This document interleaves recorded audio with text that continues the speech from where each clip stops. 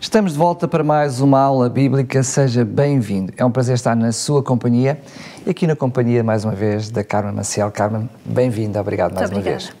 Como tínhamos prometido, hoje vamos para mais uma aula, vamos continuar na realidade o assunto que tínhamos terminado na aula anterior, mas hoje com o título Adorar o Criador. Porquê é que escolheste este título? Qual foi o mote para o programa de hoje?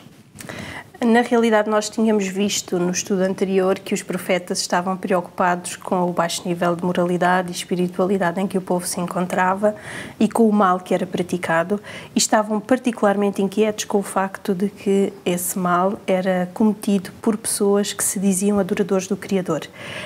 Vamos ver neste estudo que adoração e injustiça são incompatíveis e que a verdadeira adoração a Deus inclui cuidar dos pobres e necessitados e lutar contra a opressão. Muito bem, escolheste também como texto bíblico de base para a aula de hoje o texto que se encontra no capítulo 58 de Isaías e é o versículo 6 que vou passar a ler. Diz assim: Porventura não é este o jejum que escolhi? Que soltes as ligaduras da impiedade, que desfaças as ataduras do jugo e que deixes livres os quebrantados e que despedaces todo o jugo. Nós vimos precisamente no programa anterior como estes profetas, esta forma como os profetas pediam para se praticar a justiça, para amar a misericórdia, mas parece um bocadinho despropositado, ou não, enfim, não sei como é que diz o termo. Automaticamente ligado. Parece que quando ligamos estes conceitos com o conceito da adoração, como é que nós podemos fazer esta ligação? Na realidade parece despropositado, mas é um ponto de vista que faz todo o sentido explorar. Porque não seria lógico que aqueles que adoram Deus, e quais são as características de Deus, nós já aqui vimos, um Deus de ordem, um Deus que é o máximo expoente da justiça, do amor, da compaixão, da misericórdia, como é que aqueles que se dizem adorador de Deus e não praticam estas virtudes, se podem então intitular seguidores deste Deus? A verdadeira adoração, nós vamos ver neste estudo, não deveria ser inconsistente com o caráter sagrado daquele que nós dizemos seguir. Então, quando o nosso foco se desvia da adoração a este Criador, quando nós temos outros deuses, e ao falarmos de outros deuses, isto parece talvez um pouco fora de contexto, porque não estamos no tempo dos israelitas, em que tinham todos aqueles pequenos deuses a quem prestavam idolatria, mas na atualidade nós temos outros deuses. Temos a televisão, temos um vício de jogo, temos um vício, uma dependência. Tudo isto podem ser considerados pequeninos deuses se nos roubarem todo o nosso tempo. A máxima atenção que nós prestamos é portanto, para aquela realidade. Então isto está a tomar o lugar que Deus deveria ter. E quando nós nos desviamos da adoração ao Criador para estes deuses, dizia eu, nós estamos a fazer como o povo de Israel. Nós estamos a prestar um culto aos ídolos e a nossa preocupação com os outros desaparece, o nosso foco desvanece. Então nós precisamos ter um relacionamento íntimo com Deus, adorando a fim de poder demonstrar os seus valores. Portanto, a relação é na realidade bem simples e muito pertinente. Ao estarmos relacionados com este Deus, nós vamos demonstrar o seu caráter, entre os quais nós vamos praticar as virtudes da misericórdia e do serviço altruísta.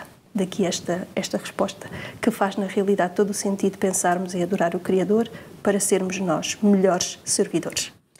No texto que tivemos a oportunidade de ler logo no início, o texto mostra-nos que estas pessoas estavam a jejuar, portanto, de alguma forma elas procuravam adorar a Deus, nem que fosse apenas de uma forma aparente.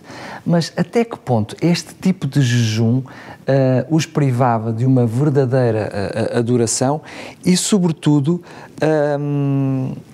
os levava àquilo que Deus pretende com o jejum, o resultado do jejum? Sabes, Tó, na realidade, se nós formos procurar algum entendimento sobre este assunto, nós vamos perceber que, na altura, as pessoas pensavam que a privação de alimento era mais importante para Deus do que se afastarem da iniquidade. Esta noção de sacrifício por algo de mal que eu fiz estava muito na mentalidade do povo e não era isso que Deus, na realidade, desejava. Ao pesquisar no Comentário Bíblico Adventista, volume 5, na página 362, diz assim: afligir o corpo pelo pecado da alma era, na verdade, desviar-se do problema e perder de vista a verdadeira natureza do arrependimento, pois o pecado é uma doença espiritual. Nada tem a ver com as aflições físicas que as pessoas muitas vezes se, imputavam a si próprias. Aquela noção de que a parte espiritual era a parte sagrada e a parte física, a parte corporal, era a parte pecadora. Então, flagelando o corpo, não é? Pensavam que estavam a apagar a parte má do ser humano. Na realidade, havia um outro aspecto que estava, na pergunta que fizeste, que as pessoas muitas vezes faziam as coisas para dar nas vistas, ou seja, para outras pessoas verem que elas estavam na realidade a sofrer, a ser piedosas. Então a Bíblia diz-nos em Mateus, no capítulo 6, verso 16, como é que estas pessoas estavam preocupadas com a aparência. Diz assim: quando jejuardes, não vos mostreis contristados como os hipócritas, porque desfiguram o rosto com o fim de parecer aos homens que jejuam. Em verdade vos digo que eles já receberam a recompensa. Tu, porém, quando jejuares, unge a cabeça e lava o rosto, com o fim de não parecer aos homens que jejuas, e sim ao teu Pai em secreto, e ao teu Pai que vê em secreto te recompensará. Portanto, vemos aqui que o povo tinha esta inclinação natural de mostrar: estou a jejuar, estou ligado a Deus, estou a fazer um sacrifício, e não era isto que Deus queria, nem quer atualmente. Quando nós estamos a fazer algo em que nós sentimos que é um sacrifício, que é algo que nos está a fazer desviar-nos do nosso centro de atenção de nós próprios, Deus diz que o devemos fazer em secreto, que é uma coisa entre nós e Ele, e portanto que os outros não devem ser o nosso foco de atenção. Sendo que a verdade é que mesmo o jejum, ou seja, a ausência de alimento, possa ter o seu benefício, Deus vai mais longe do que simplesmente não tomar alimento, não é? É verdade. A falta de alimento nesse dia é para que nós nos sintamos longe das nossas preocupações, daquilo que nos toma grande parte do tempo no dia-a-dia. Então, neste dia, mesmo que as pessoas tomem apenas água, sumos, e se privem de fazer comida, portanto, estar preocupados com essa rotina, é para que possam estar despejados do seu próprio eu numa relação íntima com Deus. É isto que Deus deseja com o jejum, uma íntima comunhão e adoração com Deus. E para quê? Buscar o perdão dos pecados e alcançar as virtudes semelhantes ao caráter de Deus. Eu gostaria de partilhar com aqueles que nos seguem algumas características do verdadeiro jejum que se encontram em Isaías, no capítulo 58, que é, na realidade, conhecido como o capítulo onde nós podemos encontrar orientações para este jejum. Então, em Isaías 58, nós podemos perceber que o verdadeiro jejum é, na realidade, prestar um serviço altruísta, esquecer-nos de nós próprios, quebrar as barreiras da injustiça, alimentar os famintos, providenciar um lar para o sem-abrigo, providenciar roupa para os nus. Ou seja, estamos a falar de ações que fazem com que nós estejamos orientados para os outros, estejamos orientados para servir. E gostaria ainda de partilhar uma citação com todos aqueles que nos estão a seguir sobre esta temática. E a citação diz assim: Deus não vai ouvir orações que têm origem numa adoração egocêntrica. Não vai aprovar que o seu povo arraste uma adoração egocêntrica para dentro do sábado. Olhando para o seu exemplo, tomamos consciência de que o anseio profundo de Jesus era que a adoração dos seguidores resultasse numa paixão para satisfazer as necessidades dos outros. Esta citação tem algo de muito interessante. Não sei se reparaste ali no pormenor, nós não devemos trazer uma adoração egocêntrica para dentro do sábado. Isto é uma lição muito grande para cada um de nós. Porquê?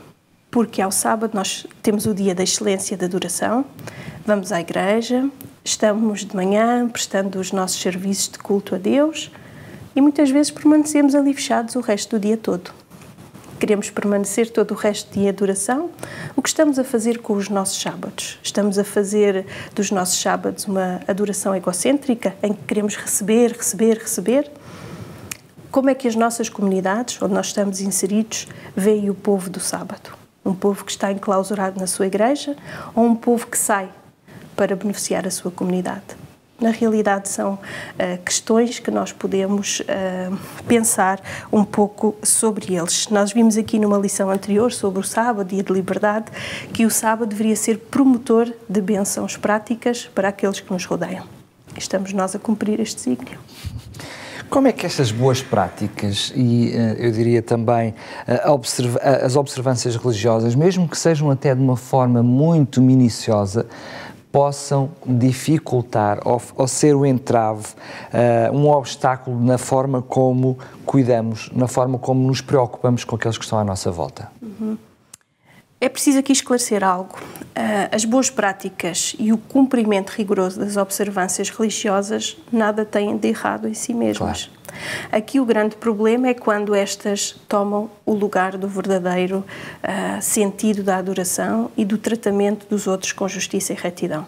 Ou seja, quando estamos mais preocupados com este legalismo do que com o fazer o bem, então aqui, na realidade, nós estamos numa situação em que se acende o alerta vermelho e que temos que fazer algo. Eu já aqui partilhei convosco esta obra, volto a mencioná-la, o livro Beneficência Social, da escritora norte-americana Ellen White. Ela tem uma afirmação que, quando eu comecei a estudar estas questões, há cerca de 11 anos atrás, mexeu com o meu coração. Eu partilho com todos aqueles que nos veem e nos ouvem. Está na página 28 e são palavras solenes que, na realidade, deviam agitar-nos. Diz assim: a razão por que o povo de Deus não é mentalmente mais espiritual e não tem mais fé é porque foi mostrado, está estreitado pelo egoísmo. Não é a abundância de vossas reuniões que Deus aceita, como nós aqui falávamos. Não as numerosas orações, mas a prática do bem. O fazer as coisas no tempo certo. É o ser menos egoísta e mais benevolente. As nossas almas precisam de se expandir, então Deus fará com que sejam um jardim regado, cujas águas não faltam. Muitas vezes, nós, no nosso canto confortável, não conseguimos pôr de lado este egoísmo, que faz com que esqueçamos a prática do bem.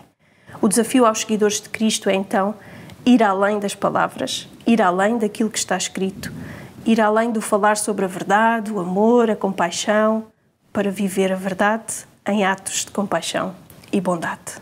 Este é o grande desafio. Precisamos de achar modos concretos de pôr em prática estas realidades que nós estudamos, de aliviar os fardos dos pobres e necessitados. Precisamos de vê-los como pessoas com as quais estamos unidos em Deus. Então, nós, na realidade, poderemos louvar a este Deus de quem todas as bênçãos fluem e ignorar a realidade do mundo em sofrimento e miséria? Pois. Claro que não. Mas aquelas mensagens que partilhaste connosco, nós vimos todas, enfim, temos, eu diria, todo o Velho Testamento para estudar sobre as mensagens que Deus, através dos profetas, trouxe ao povo.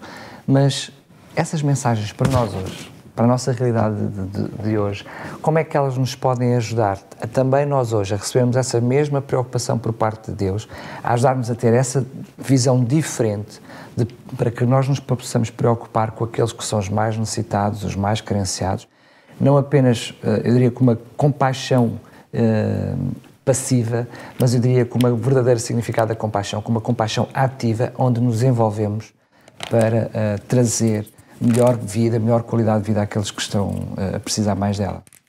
Muito bem. Só frisar que, para além também do Velho Testamento, encontramos no Novo Testamento vários registros da preocupação constante que Jesus tinha com os pobres. Já aqui vimos isso. Sim, estava a referir aos profetas. Sim. Estou só a complementar. Sim. Dizer que todos aqueles que desejam poderão encontrar também no Novo Testamento estes registros. Só buscando um pouquinho inspiração, nós vamos ver no próximo estudo que, quando Jesus iniciou o seu ministério terrestre, ele anunciou que vinha para servir. Estavam preocupados se ele vinha para libertar, para instaurar um reino grandioso nesta terra, e em Lucas, no capítulo 4, nos versos 18 e 19, Jesus vem dizer que veio para servir todos aqueles que se encontravam ao seu redor. E não podemos esquecer que, quando Jesus dizia que alimentavam um faminto, saciavam um sedento, cobriam um nu, visitavam um prisioneiro ou acolhiam um estrangeiro, ele estava, na realidade, a cooperar com o Criador.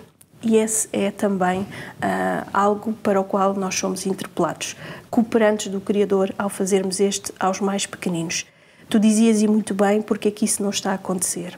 Para além da dificuldade que falávamos na pergunta anterior, de sairmos do nosso canto confortável, porque isto dá trabalho.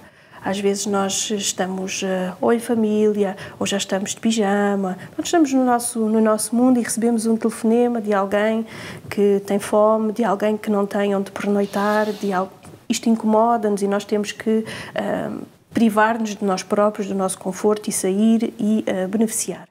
Então, se isto não está a acontecer, se nós não somos agentes desta transformação, de gerarmos o bem para aqueles que nos rodeiam, o que é que nos falta?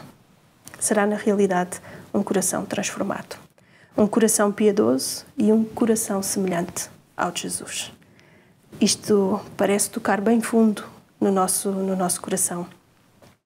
Devo dizer-te que nestes 11 anos de prática, de estar numa instituição que serve a humanidade, eu pude perceber, através daquilo que faço, a diferença entre ser solidária e a diferença entre ser generosa e compassiva. Porque é fácil ser solidário, sem ser o restante.